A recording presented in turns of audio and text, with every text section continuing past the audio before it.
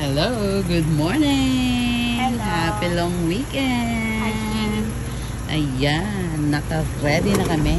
Bye-bye. Ready to roll the road, hit the road. Hello mga kabiyahero. Eto na naman kami ngayon at kami na naman ay gogora na naman at nagkayayaan na namang mag-camping. Huling hirit sa tag-init, sabi nga po. At eto, humabol pa kami. Isang camping pa again. Saan na naman ang punta? At ganito nga po ang ginagawa namin. Nakikita nyo naman po ay talagang madilim-dilim pa. Umaalis na kami ng aming bahay para po magkaroon kami ng spot sa aming pupuntahan. At ayan, nakikita nyo naman ang Bukang Liwayway ay bumabati ng isang magandang umaga. At ayan nga po ang truck ni Kuya Bahid at ni Ate Mariluz, ang aming travel buddies na kasama namin nagpunta sa Prince Edward Island noong July. O, diba? Ayan, ang ganda-ganda. At sila na naman ang aming kasama ngayon sa camping. Subukan daw ulit naming mag-camping. Okay, yun. Kung nag-enjoy po kayo sa aming mga videos, please subscribe our channel. At ayan nga po, may mga usa sa daan. Pag ganyan pong maaga pa, makikita mo po yung mga wild animals dyan, diba? Minsan nga po meron kaming nakitang bear dyan sa sa tabing daan. Sa sobrang aga rin namin sa biyahe. Ganyan po magbiyahe ang aking asawa. Gusto po niyan talagang madilim pa. Kaya kung gusto nyo kami makasama sa biyahe, ihanda nyo rin ang inyong oras sa madaling araw. Kailangan bumabiyahe na tayo, o diba? Ayan nga naman, ang ganda-ganda pag madaling araw, madaling araw, umaga na. At makikita mo ang Bukang Liwayway sa daan, diba? At saka maganda rin magbiyahe pag ganitong maaga pa dahil hindi pa ganong ka-busy ang daan. Ayan, ang ganda-ganda ng ng Bukang Liwayway, di ba? Isipin niyo naman, 6:44 pa lang nandyan na kami sa tuktok ng bundok at malapit na po kami dyan sa Lillooet, o di ba? Ang ganda-ganda. Ayan, yung aking gustong ginagawa. Gustong-gusto ko ito, yung nagbibiyahe kami, nagbi-video ako ng mga daan, ng mga bundok, yung mga dinadaanan namin. Kasi napakaganda nga naman, di ba? Kaya napupuno na yung aking gallery, phone gallery. Kaya ito, ina-upload ko na ngayon sa aking YouTube channel. At iyan nga po yung daan na talaga, siko talaga siya, parang horseshoe, sabi nga nila. Ayan ang tawag nila dyan, di ba? Talaga namang iikot. Pag ikaw ay hindi magaling-galing na driver, nako, sigurado namang mabibitin ka sa liko, o di ba? Ayan, at ito nga po, nakarating na kami sa aming campsite. Kaya ito, at nagkataong naswertehan namin may nag-iisa na campsite na available para sa amin. Kaya kasya naman kaming magiging 4 na tent kami dyan kasi may mga kasama pa kaming hihintayin. At ito nga po, nag-set up na kami ng aming mga tent. O, diba? Ayan, may kakambal na ang aming tent. Ang tent ni Ate Mariluz at ni Kuya Bahid. O, diba? Ang saya-saya.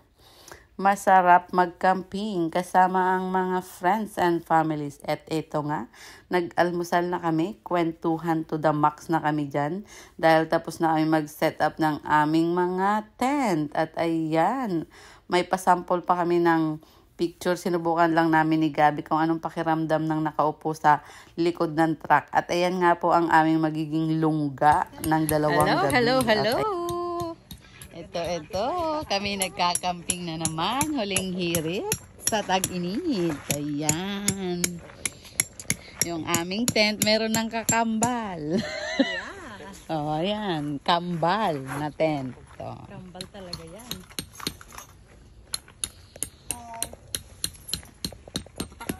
Ayos.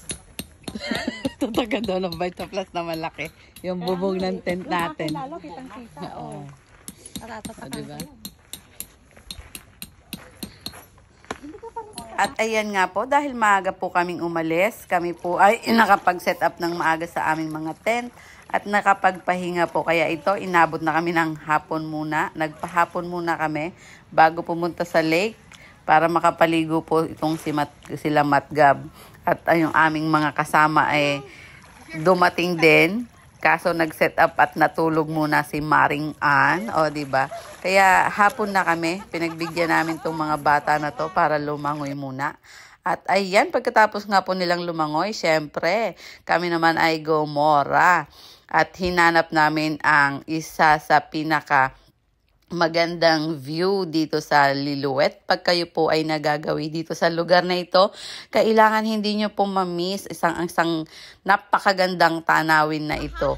Ako po, inabot po ako ng 7 beses, pang-7 beses ko po pumunta dito bago ko po napuntahan itong lugar na ito. At napakaganda nga naman po niya. O diba? Panoorin nyo po ang aming video. Ayun, papunta doon kasi titingnan natin yung... Sa wakas, nakakit kayo, naniwala ka din kayo. Pero may daan doon. Sinorkat lang natin.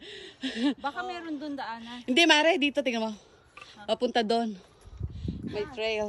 Hindi kasi nandun yung lalo. Kaya nga, doon nga tayo pupunta. At iyan, nagtatalo-talo na kami sa kung saan ang daan, ang tamang daan. Ito. Papunta sa napakagandang tanawin na ito. Dahil nga naman, pam-7 beses ko nang pumunta dyan, pero hindi ako nakarating. Dahil nga po, ang aking mga anak ay ayaw naman po nilang maglakad at umakyat sa mga ganyang medyo matataas ng mga akyatin. Kaya ito, napakaganda ng sunset sa bundok. Ayan, yung reflection ng sunset sa tuktok ng bundok. Akala mo naman umaapoy na yung bundok, o diba? Kaya ito, panoorin niyo po ang aming video at iyan pong paliko na yan. Kailangan po makikita niyo po natin dyan sa taas pagdating po namin doon sa pinakang viewpoint po talaga niya. At iyan naman ang Ate Lindsay. Shout out kay Ate Lindsay na nagtiyagang maglakad kasama namin. Kasama ng mga thunders ng mga tita. Hindi pa naman thunders, pa-thunders pa lang. Pero at least sumama siya sa amin at for the record, nakatsinelas pa yan. Medyo madulas at yun nga pong mga bato or mga lupa na natatapakan mo dumudulas. At ayan nga po, ayan, nakikita nyo na ang saya-saya ng Manang-ay. Ito na yung sinasabi ko sa inyong napakagandang tanawin. Ito yung Lolo Lemon na tinatawag nila na daan. O, diba? Ang saya, ang ganda-ganda. O, diba? Pag nakarating ka nga naman sa lugar na yan, o, diba? Ang saya. Yung mga kaibigan ko na nakarating dyan, shout out kay Caroline, Ading Caroline, na nagturo sa amin na dyan kung saan makikita yung napakagandang view na yan. At ngayon ko nga lang napuntahan dahil dyan sa aking mga kasama. Dahil kung ang aking mga anak ang kasama ko dyan, ako hindi ko mararating talaga yan. At kita nyo naman ang saya-saya, di ba? Ang Manang-ay, hindi matatawaran ang kasaya, ang kaligayahan niya, di ba? Iyan lang, isang simpleng yan sa tingin ninyo, pero grabe yung saya ko na naramdaman dyan, o, diba? Lakad ng mga girls daw yan. O, kita nyo naman, for the ladies only. Nag-hike kami dyan. O, nag-trail lang kami pala dyan, o, diba? Ang ganda-ganda. Diyan kami naliligo sa lake na yan. Ayan, o, eto, yung daan. Nakakalula, tingnan nyo naman. Malulula kayo, di ba? Nasa tuktok kami ng bundok. Naglakad kami mula doon. Ay, mali. Doon. Doon. Ayun, naligaw na ako, di ba? Ganda. Oh, my. Oh, my. Oh, ganda-ganda ng daan. Di ba? Oh, my. Ang ganda-ganda. At iyan nga po mga kabiyahero, isa na namang hindi matatawarang karanasan at kasayahan ang aking naramdaman dyan kasama ng aking mga kasama. Shout out kay Ate Mariluz, kay Maring Ann at kay Ate Lindsay. O ayan, at talaga naman kahit gabi na, pinuntahan pa rin namin yan. Pero ayos lang kasi summer po dito sa amin sa Canada. Kaya maliwanag pa rin kahit inabot na kami dyan ng alas 7 na ng gabi. Pero nadyan pa rin kami sa tuktok ng bundok na yan at pinagmamasdan niyang isang napakagandang tanawin na yan. O, diba? Ayan, at may mga pa-selfie ang mga manang. O, diba? Mga manang. At ayan nga po, tuwan-tuwa kami dyan. Saglit lang naman kami dyan. Nag-picture taking lang naman kami. At nakakalula na po yan kasi yung tinutungtungan po namin na yan, konti na lang bangin na talaga. Kaya sabi nga nila, buwis buhay daw pag pumunta ka dyan sa tuktok na yan. O, diba? At may paupo-upo pa sa bato ang aking maringan. At syempre, ang Ate Lindsay. Mayroong pa slow-mo ang kanyang tita, 'di ba? O ayan, may model ako ngayon, 'di ba? Hindi ako nawawala ng model. 'Di ba? Ang gaganda ng mga model ko, 'di ba? Ayan, ang ganda-ganda naman ng Ate Lindsay. At tuwan-tuwa rin siya sa kanyang na-experience ngayong araw na to. Ayan, sulit na sulit ang aming huling hirit sa aming tag-init dito sa Vancouver, Canada. Ngayon kung nag-i-enjoy po kayo sa aming mga video, please subscribe our channel at comment lang po below kung ano po yung inyong maiko-comment. O, diba? Ang saya-saya.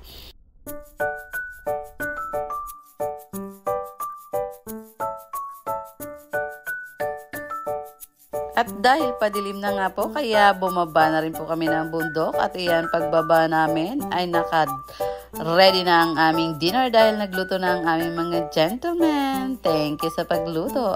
At ito, second day na nga po ng aming camping. Kaya iginala rin namin ang aming mga ka-travel buddies at ang aming mga kasama sa camping na dyan sa Luluet, dyan sa jade na mga bato, malalaking bato.